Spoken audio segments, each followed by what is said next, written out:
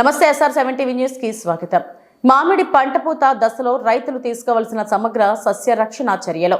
వైఎస్ఆర్ కడప జిల్లా ఊటకూరు కృషి విజ్ఞాన కేంద్ర రైతులు మామిడి పంట పూత దశలో తీసుకోవాల్సిన మెలకువల గురించి కృషి విజ్ఞాన కేంద్రం ఉద్యాన శాస్త్రవేత్త డాక్టర్ మానస తెలియజేస్తూ, మామిడిలో పూత స్వభావాన్ని అర్థం చేసుకున్నట్లయితే మంచి దిగుబడులను పొందవచ్చునని, మామిడి పంటలో పూత గాని పిందె గాని సరిగ్గా రాలడానికి చాలా కారణాలు ఉన్నాయని, వీటిలో ప్రతి సంవత్సరం రైతులు కొమ్మ కత్తిరింపులు చేయకపోవడం వలన పూత రావడానికి సరిపడే కొమ్మల వయసు ఉండకపోవడం అని, సిఫార్సు చేసిన ఎరువులు వేసుకోకపోవడం వలన తగిన పోషకాలు అందకపోవడం, నీటి తడులు సరైన సమయం మరియు సరైన మోతాదులో ఇవ్వకపోవడం వలన, పరపరాగ సంపర్కం జరగకపోవడం వలన, హార్మోన్ల సమతుల్యత లోపించడం వలన వాతావరణ పరిస్థితి మరియు పురుగులో తెగుళ్లు అనేవి ముఖ్యమైనవని తెలిపారు. Reporting by RV Krishna Reddy, Annamayya, YSRCP Kadapa జిల్లాల ఇన్ఛార్జ్. నమస్తే, SR7 టీవీకి స్వాగతం. నా పేరు ఆర్వి కృష్ణారెడ్డి, అన్నమయ్య, వైఎస్ఆర్ కడప జిల్లాల ఇన్ఛార్జ్. మరి రైతులు అనేటువంటి వాళ్ళు మరి ఏ పంటమైనా కూడా అవగాహన లేకుండా వ్యవసాయం చేస్తే పంట పెట్టుబడి ఖర్చులు ఎక్కువ, అనవసరమైనటువంటి ఖర్చులు ఎక్కువ రావడం జరుగుతుంది. పంట దిగుబడులు కూడా తగ్గిపోవడం జరుగుతుంది. మరి ఎక్కువగా ఇప్పుడు మామిడి తోటల రైతులు మామిడి తోటలు పూత దశలో వస్తున్న సందర్భమున మరి అందరూ కూడా సస్యరక్షణ చర్యలు చేపట్టేటువంటి పరిస్థితులు ఇప్పుడు ఆసన్నమైనాయి. మరి ఇలాంటి పరిస్థితులలో మరి రైతులు చేయవలసినటువంటి సస్యరక్షణ చర్యలు ఏంటి, అలాగే తెగుళ్ళు ఏ తెగుళ్ళు ఆశించడం జరుగుతుంది, అలాగే ఏ ఎరువులు వాడితే మనకు దిగుబడులు ఎక్కువగా ఉంటాయనే దానిపైన మనం ఒక సమాచారాన్ని మన కృషి విజ్ఞాన కేంద్రం ఉద్యాన శాస్త్రవేత్త గారితో ఒక సమాచారాన్ని తీసుకున్నాం. నమస్తే మేడం, దగ్గరగా కొంచెం. ఇప్పుడు మామిడి తోట రైతులందరూ కూడా సస్యరక్షణ చర్యలు చేపట్టడం జరుగుతూ ఉంది. మరి వారికి అవగాహన ఉండి లేక చేస్తుంటారు. మరి అవగాహన లేకుండా చేస్తే అనవసరం ఖర్చులు ఎక్కువయ్యి, సరైన తెగులకు సరైన మందు కొట్టలేక, సరైన ఎరువులు వాడక పంట దిగుబడులు తగ్గిపోవడం, నష్టపోవడం జరుగుతుంది మేడం. ఇలాంటి పరిస్థితులలో మీరు ఇచ్చేటువంటి రైతులకు సందేశం మేడం. అందరికీ నమస్కారం అండి.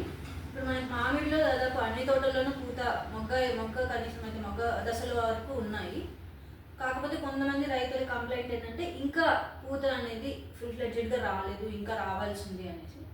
మామిడిలో పూత మీకు బాగా రావాలి అంటే ఖచ్చితంగా పోషకాలు అనేవి పిచికారీ రూపంలో ఇవ్వాల్సి ఉంటుంది.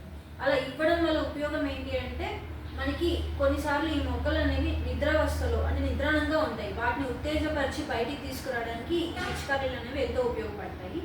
మరి ఈ పిచికారీలు ఏవి ఇవ్వాలి అంటే 2 ఉన్నాయండి. మొదటగా వచ్చేసి అక్క మ్యాంగో స్పెషల్. ఇది మనకి బెంగళూరు IIHR వాళ్ళు పరిశోధన సంస్థ, భారతీయ ఉద్యాన పరిశోధన సంస్థ వాళ్ళు తయారు చేశారు. ఇది లీటర్కి 5 గ్రాముల చొప్పున కలుపుకొని పిచికారీ కంపల్సరీగా చేసుకోవాల్సి ఉంది. ఎప్పుడు చేసుకోవాలి అంటే, ఎప్పుడైతే మీకు మొక్క చిన్నగా మీకు ఉబ్బినట్టుగా కనిపిస్తుంది, కొమ్మలు చూసినట్టయితే ఆ దశలో మీరు ఒకసారి పిచికారీ కన్నా చేసుకోగలిగితే బాగుంటుంది. లేదు అంటే డిసెంబర్ జనవరి సమయంలో ఖచ్చితంగా పిచికారీ అయితే చేసుకోవాలి. రెండవది వచ్చేసి 13-0-45. దీన్నే ఇప్పుడు పరిస్థితులలో మనం ఇప్పుడు దుక్కులు ఏమైనా చేసేదానికి ఏమైనా ఉంటుందా రైతులు? ఇప్పుడు అవసరం లేదండి. మనకి ఇప్పుడు దుక్కులు చేసుకునేంత లేదు. మనకి పాదు వరకు ఎప్పుడు చేసుకోవాలంటే పిందె కట్టినప్పుడు పాదుని లైట్ గా ఆ గడ్డి అంతా తీసేసుకొని పిందె కట్టినప్పుడు ఎరువులు వేసుకొని ఇంకా నీరు పెట్టేసుకోవచ్చు. పాదు వరకు మనం ఇప్పుడు నీట్ గా చేసుకుంటే సరిపోతుంది. అది సో ఈ 2 పోషకాలు పైపాటుగా ఇచ్చుకుంటే మీకు మంచిగా పూత. ఇప్పుడు సేంద్రియ ఎరువులు వాడేదానికి ఏమైనా ఉంటుందా మేడం? భూమిలో వేసే ఎరువులన్నీ కూడా పిందె కట్టినాక వేయాల్సింది. ఇప్పుడు పూత సమయంలో మనం ఓన్లీ పిచికారీ రూపంలోనే పోషకాలు ఇవ్వాలి. పిందె కట్టిన తర్వాత మీరు అన్నట్టుగా భూమిలో సేంద్రియ ఎరువులు కానివ్వండి, రసాయనిక ఎరువులు కానీ భూమిలో అంటే పాదులో వేసుకోవాల్సింది. సో ఇది ఇప్పుడు నేను చెప్పింది పోషకాలని పిచికారీ రూపంలో ఇవ్వడము. సో ఈ విధంగా చేయడం వల్ల మీకు ఏంటంటే తక్కువ ఖర్చుతో నాణ్యమైన పూత, మంచి పూత. అంటే కొన్నిసార్లు పూత వస్తుంది కానీ అది రాలిపోవడం అనేది జరుగుతూ ఉంటుంది. దాని కొన్నిసార్లు మరి మగపూలు ఎక్కువ వస్తుంది. అవి మగపూలు ఎక్కువ వచ్చినా మనకు ఉపయోగం ఉండదు, అవి కూడా రాలిపోతాయి. ఎందుకంటే దాని నుంచి పిందె రాదు, ఏమి రాదు, అవి రాలిపోతుంటాయి. కాబట్టి తప్పనిసరిగా రైతు సోదరులు 2 పిచికారీలు అనేవి ఖచ్చితంగా చేసుకోవాల్సి ఉంటుంది. తర్వాత మీరు అన్నట్టుగా సస్యరక్షణ, ఎందుకంటే మీకు మొగ్గ వచ్చిందంటే ఖచ్చితంగా పురుగులు తెగుళ్ళు అనేవి వస్తూనే ఉంటాయి. మనకి మామిడి తోట పూతకు వస్తుంది అనగానే అందరికీ గుర్తొచ్చేది వచ్చి తేనె మంచు పురుగు. తేనె మంచు పురుగుకి మనము మామిడిలో షెడ్యూల్ అనేది ఉంది. సో ఏ దశలో ఏ మందులు కొట్టుకోవాలి అని ఆ ప్రకారంగా చేసుకుంటూ వెళ్ళిపోతే తేనె మంచు పురుగులు మనం చక్కగా నివారించుకోవచ్చు. మరి ఏ దశలో ఏ స్ప్రేలు కొట్టాలి అంటే మొదటగా వచ్చేసి మొగ్గ దశ. ఈ మొగ్గ దశలో మనం మోనోక్రోటోఫాస్ 1.6 ml, దాంతోపాటు మనం మ్యాంకోజెబ్ 2 గ్రాములు లీటర్ నీటి కలుపుకొని పిచికారీ చేసుకోవాలి. దాంతోపాటు నేను ఇందాక 13-0-45 చెప్పాను కదా, అది కూడా మీరు 10 గ్రాములు కలుపుకొని వేస్తే మీకు అప్పుడే మంచిగా పూత అనేది పడడానికి ఉపయోగపడుతుంది. ఇది మొదటి పిచికారీ. రెండవ పిచికారీ వచ్చి పచ్చిపూత దశలో చేస్తాం. మేడం, ఈ పురుగు మందులతో పాటుగా ఈ యూరియా అనేది ఎక్కువగా కలిపి వాడడం జరుగుతుంది మేడం, అది ఎంతవరకు? లేదండి, మనకి యూరియా పైపాట్ పిచికారీ అది కూడా పూత దశలో మనమైతే అంతగా రికమెండ్ చెయ్యము. ఎప్పుడు చేస్తాము అంటే స్టార్టింగ్ లో కొమ్మలు కట్ చేసిన తర్వాత మీకు చిగుర్లు బాగా రావాలి అంటే అప్పుడు యూరియా జింక్ చెప్తాం పిచికారీ రూపంలో. తర్వాత మళ్ళీ కాయ ఎదిగే దశలో మీరు యూరియా కొట్టుకోవచ్చు, పూత దశలో మనకి అవసరం లేదు. మీరు కొట్టే 13-0-45లోనే నత్రజని ఉంటుంది, మళ్ళీ మీరు అదే పనిగా యూరియా కొట్టాల్సిన అవసరం లేదు. రెండో దశ మనం పచ్చిపూత దశ అనుకున్నాము. సో దీంట్లో ఏంటంటే పువ్వు విచ్చుకోకుండా ఉండే అంతకుముందు ఉన్న దశ అనమాట. ఈ దశలో వచ్చేసి మనం బుప్రోఫెసిన్ అనే మందు మనకి 1.5 ml లీటర్ నీటి కలుపుకోవాలి. ఇది పురుగు మందు. దాంతో కాంబినేషన్ కింద తెగులు మందు ఒకటి చెప్తాము, అది హెక్సాకొనజోల్ 2 ml లీటర్ నీటికి. ఇదేం చేస్తుందంటే మనకి ఈ సమయంలో ఎక్కువగా మీకు కొమ్మలు చూసుకున్నా అంటే పూరెమ్మలు చూసుకున్నట్టే మచ్చలు కనిపిస్తుంటాయి. అది పక్షికణ తెగులు ఆంథ్రాక్నోస్ అంటాం. దానివల్ల కూడా మనకి పూత అనేది మారుతుంది. కాబట్టి మనం హెక్సాకొనజోల్ ఈ దశలో పిచికారీకి చెప్తాం. మూడోది వచ్చేసి నల్లపూత దశ, అంటే పువ్వు విచ్చుకునేసేసి మరి మాడిపోతుంది, అంటే నల్ల రంగులోకి అయిపోతుంది. ఆ సమయంలో మనం ఇంకో పిచికారీ ఖచ్చితంగా చేసుకోవాల్సి ఉంటుంది. అప్పుడు బుప్రోఫెసిన్ అసిఫేట్ కాంబినేషన్ 1.5 ml, అది కూడా లీటర్ నీటికి.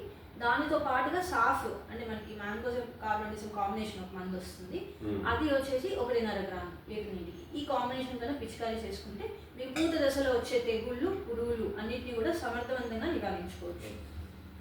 నాలుగవ దశ మీకు పిందె కట్టిన తర్వాత అప్పుడు మనకి అవసరాన్ని బట్టి ఆ సమయంలో మీకు ఎక్కువగా వచ్చేది ఏమంటే తొడిమ కుళ్ళు అని చెప్పేసి తొడిమ దగ్గర నల్లగా అయిపోయి పిందె రాలిపోతుంది.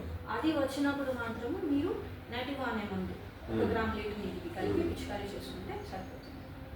మేడం, ఇప్పుడు బంక తెగులు అనేది ఎక్కువగా కూడా ఉంటారు కదా, దాని నివారణగా ఏం వాడాలంటారు? ఈ బంక ఎందువల్ల వస్తుందంటే మనం ఇందాక మాట్లాడుకున్న తేనె మంచు పురుగు వల్ల ఆ పురుగే ఆ బంకని విసర్జిస్తుంది. కాబట్టి మీరు పురుగుని కంట్రోల్ చేసుకుంటే ఆటోమేటిక్ గా మీ బంక అనేది కంట్రోల్ అయిపోతుంది. ఇప్పుడు కాయ మీద మచ్చ అనేది కూడా వస్తుంది కదా మేడం, అది ఎట్లా? అది కాయ మీద మచ్చలు రెండు వల్ల వస్తుంది. ఒకటి వచ్చేసి మనం ఇందాక మాట్లాడుకున్న మీకు పువ్వు మీద మచ్చలు వస్తుంది, కాడ మీద, అలాగే కాయ మీద కూడా మచ్చలు వస్తుంది.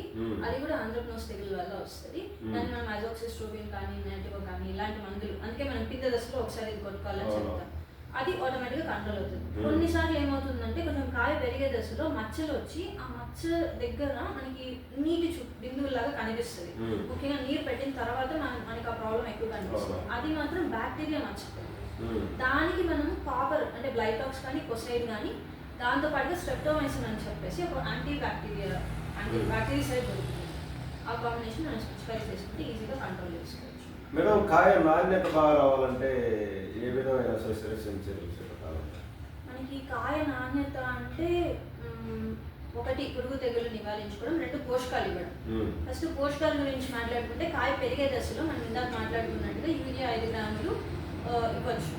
అలా దాంతో కాంబినేషన్ కింద 13-0-45, లేదంటే ఉత్త 13-0-45 ఇచ్చినా కూడా మీకు డైరెక్ట్గా కాయ మీద మన పిచికారీ పోషకం పడుతుంది కాబట్టి మంచిగా కాయ సైజు నాణ్యత వస్తుంది. సో అలా మనం పెంచుకోవచ్చు కాయ సైజు. నెక్స్ట్ సస్యరక్షణ విషయానికి వస్తే ఆ టైంలో మనకి కాయ మీద ఎక్కువగా కనిపించేది గార, తామర పురుగు చేసిన డ్యామేజ్ అనమాట.